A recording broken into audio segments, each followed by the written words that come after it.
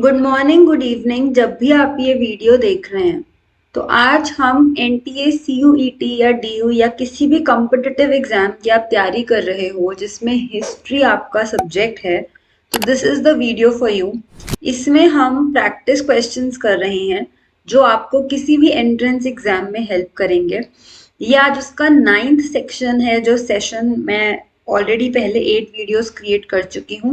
अगर आपको वो देखना हो तो आप CUET हिस्ट्री करके एक प्लेलिस्ट है, आप वहां से ये सारी वीडियोस चेक कर सकते हो, खुद प्रैक्टिस कर सकते हो। So hello and welcome to success learning. I hope आप सब बहुत अच्छे होंगे। अगर आप चैनल से फर्स्ट टाइम जुड़ रहे हैं तो चैनल को सब्सक्राइब कीजिएगा और बेल आइकन को क्लिक करना मत भूलिएगा। वीडियो अच्छी लगे, कुछ इन्फॉर्मेटिव सीखने को मिले तो वीडियो को डेफिनेटली लाइक कीजिएगा। अगर आपको इस डिस्कशन की पीडीएफ चाहिए हो तो वो आप टेलीग्राम चैनल से भी डाउनलोड कर सकते हो। तो शुरू करते हैं फर्स्ट क्वेश्चन से। Which of the following land revenue system during the British rule was based on sunset law? Ryotwari system, Mahalwari system, permanent settlement या ऑल ऑफ द अबव? तो इसका आंसर है permanent settlement. This was based on sunset law कि अगर आपने, जैसे सन set होता है जब सूर्य अस्त होता है, उससे पहले पहले आपको अपना रेवेन्यू देना है, नहीं तो आपकी जो जमींदारी है वो जब्त कर ली जाएगी। एंड हमने देखा था कि कैसे ऑक्शन हो रही थी उनकी जमींदारी की।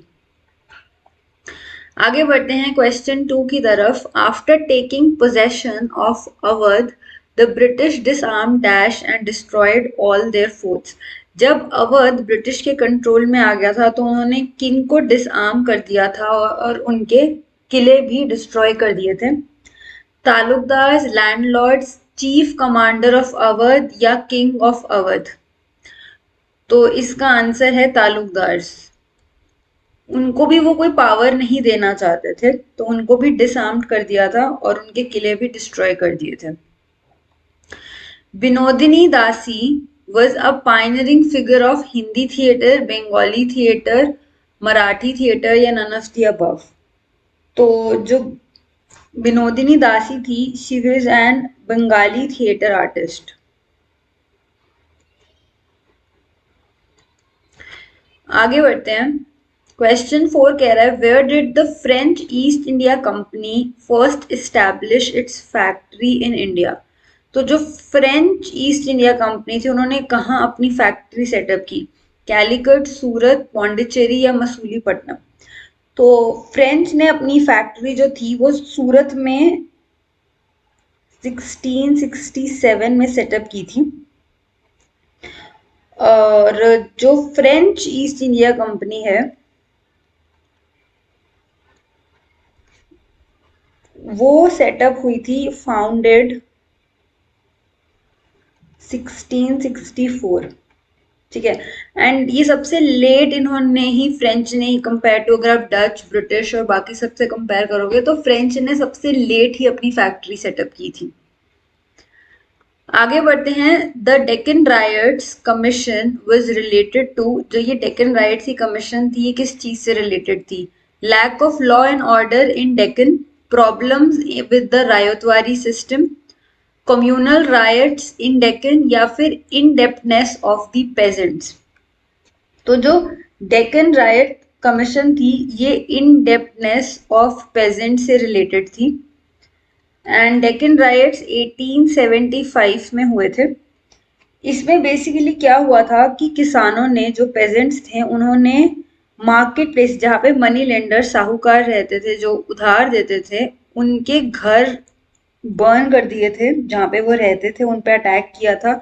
और जो भी अकाउंट बुक्स थी उनको भी जला दिया था ताकि रिकॉर्ड्स ही ना रहे, और उनके सारे ग्रेन्स जो थे, अनाज था, उसको भी लूट लिया था।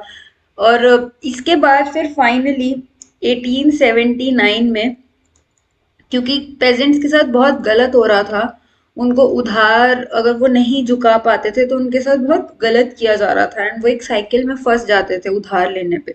तो 1879 में इस सिचुएशन से डील करने के लिए जो एग्रीकल्चरलिस्ट रिलीफ एक्ट था रिलीफ एक्ट, इसको इंट्रोड्यूस किया गया था, पास किया गया था, ताकि ये इंश्योर करने के लिए कि अगर कोई किसान ऐसा है जो अपना कर नहीं चुका पा रहा, डेट नहीं दे पा रहा, तो उसको जेल में नहीं डाल दिया जाएगा। उसके चलते इस एग्रीकल्चरिस्ट रिलीफ एक्ट को पास किया गया था 1879 में। और जो डेक्कन रायट कमीशन था, ये जो डेक्कन रायट्स हुए थे, ये हुए थे 1875 में। डेक्कन रायट्स 1875।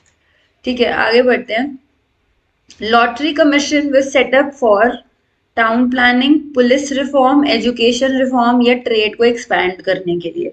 तो लॉटरी कमीशन जो थी ये टाउन प्लानिंग के पर्पज से सेटअप की गई थी। एक मिनट, ये रहा।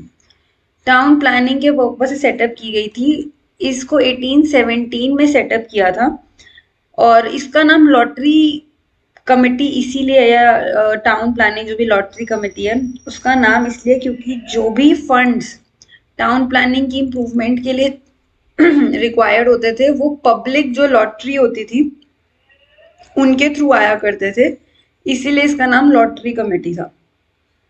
आगे बढ़ते हैं।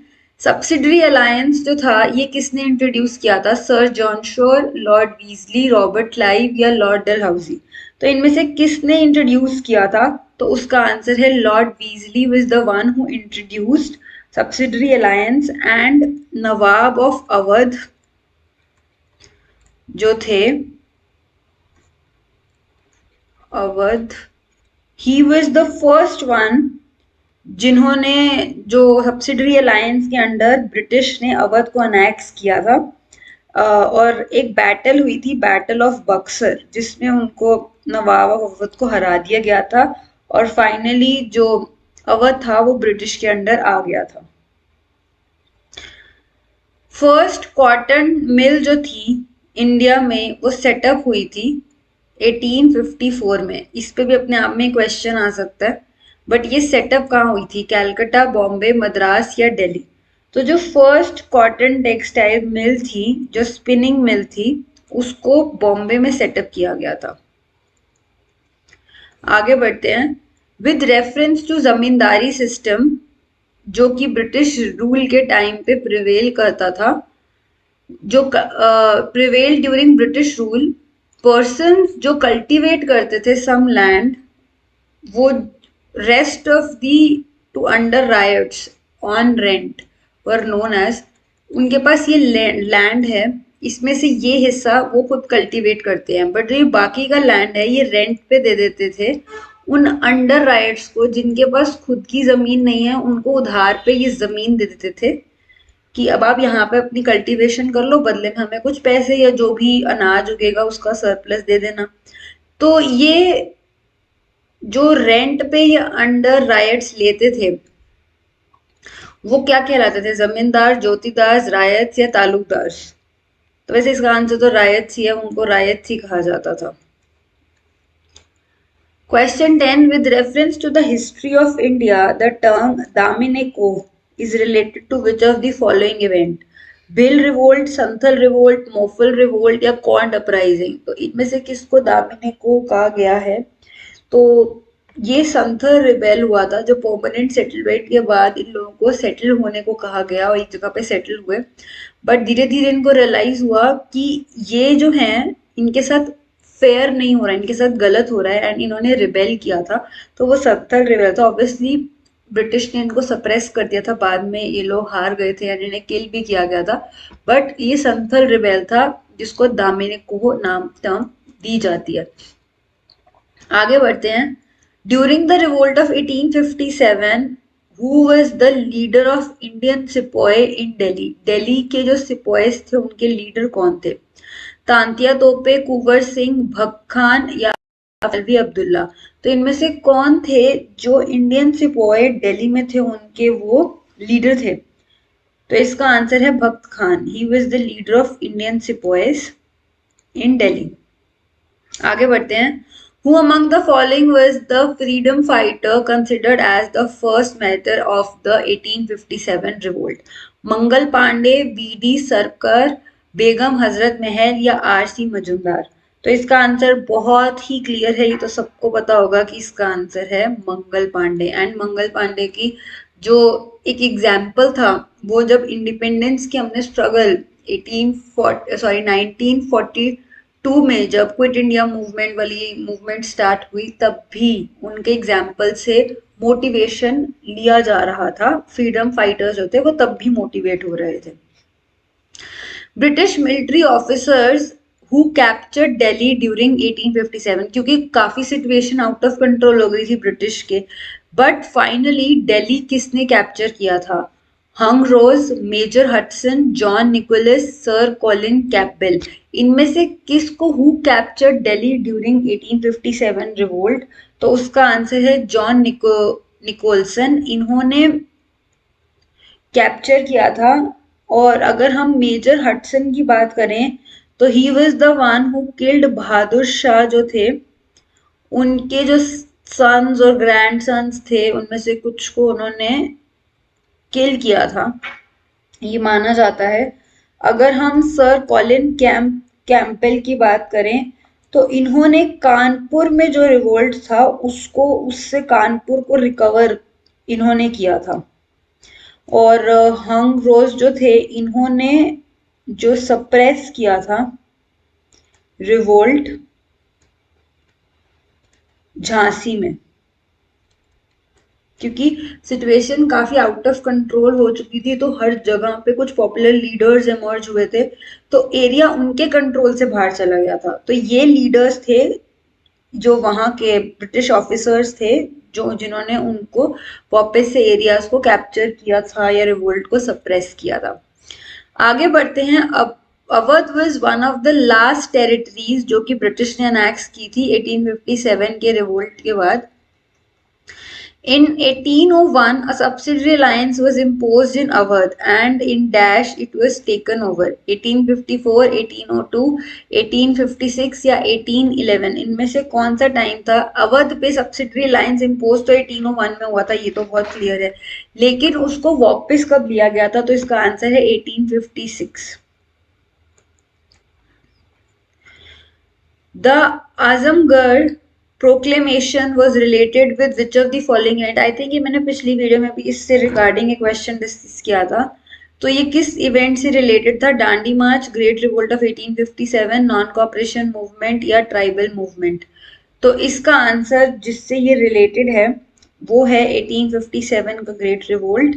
एंड जो ये आजमगढ़ प्रोक्लेमेशन है, ये प्रोबेबली, हम श्योर नहीं है, बट प्रोबेबली माना जाता है कि जो ये फिरोज शाह थे, जो बहादुर शाह एम्परर थे, उनके सन माने जाते हैं, प्रोबेबली उन्होंने ही इसको पब्लिश किया था।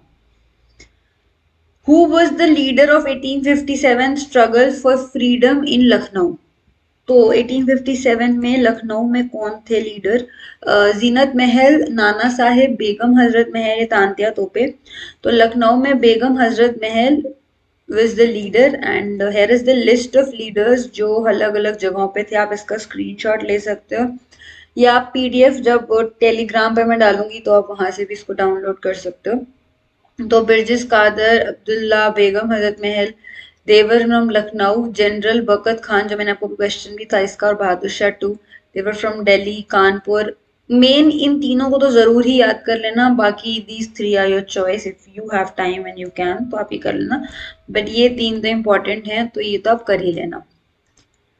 Question 17, which of the following religious beliefs ने 1857 के इवेंट को शेप किया? कि सोल्जर्स को कार्ट्रिज दी जा रही थी जो काउ और पिग के फैट था उस पे, और रिलीजियस सेंटिमेंट्स अटैच थे काउस के हिंदूज के साथ और पिग्स के मुस्लिम्स के साथ। ये काउ इसको होली मानते हैं हिंदूज, एंड पिग का फैट वो बिल्कुल भी मुस्लिम्स नहीं, उसको उसको एक तरीके से वो यूज करना सही नहीं मानते। तो दोनों के रिलीजियस सेंटिमेंट्स अटैच हो रहे थे। कंपनी इंट्रोड्यूस मेनी रिलीजियस और सोशल रिफॉर्म्स, जैसे एजुकेशन फील्ड में और मॉडर्नाइजेशन ला रहे थे, सती को बैन किया था, एजुकेशन सिस्टम में चेंजेस लाए जा रहे थे, इंपॉर्टेंट रिफॉर्म जैसे प्रिवेंशन ऑफ सती और विडो रीमैरिज, ये सब इंट्रोड्यूस हो रहा था। तो ये सारे ही रीजंस हैं जिनके कारण लोगों को लगा कि ये हमारे को हिंदू हिंदूज, मुस्लिम, सिख सबको कन्वर्ट करना चाहते हैं, अपने रिलीजन को लाना चाहते हैं। तो लोगों के अंदर एक फियर आ गया था और वो भी एक बहुत प्रीडोमिनेंट फैक्टर था जिसके कारण रिवोल्ट ऑफ 1857 हुआ। आगे बढ़ते हैं। विच of the following princely state British ने अनेक्स की थी इस बात को कह के कि जो उनके नवाब हैं वो सही से उस एरिया को गवर्न नहीं कर रहे? अवध, नागपुर, सतारा, उदयपुर। तो इसका आंसर है अवध। और ब्रिटिश ने ये बहुत गलत एज्यूम किया था कि अवध के लोग उनके नवाब से बिल्कुल भी हैप्पी नहीं है, जबकि ये सच नहीं था। इसीलिए 1857 के रिवोल्ट में अवध ने सबसे बढ़ चढ़ के पार्टिसिपेशन दिया था। आगे बढ़ते हैं।